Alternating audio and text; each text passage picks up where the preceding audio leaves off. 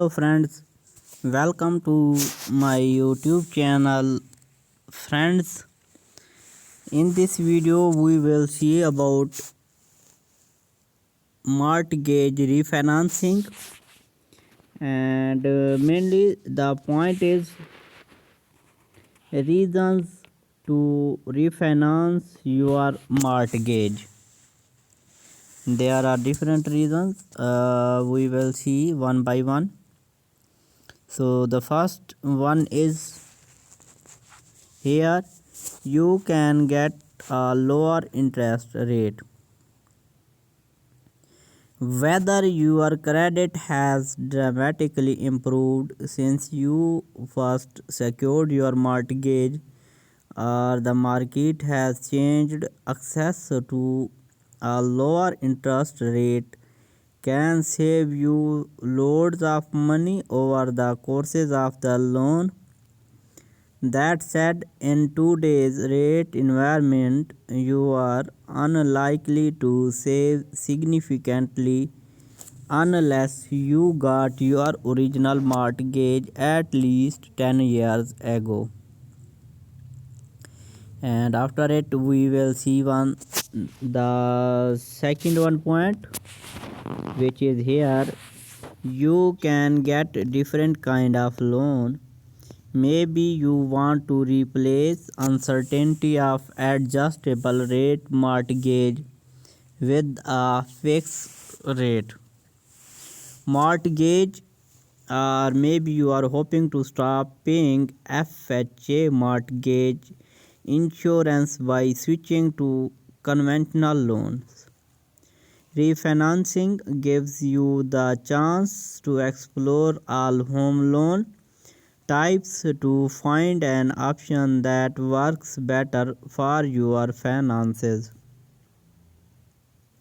And other one is you can use your equity to borrow more money. In addition to saving money, refinancing might help you access more funds.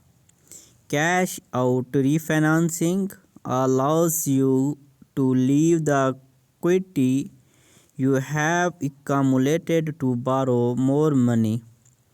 While this adds to your debt, it can help you secure funding for big expenses, a home improvement project, or college education, for example, typically at lower interest rate compared to credit cards or other loans.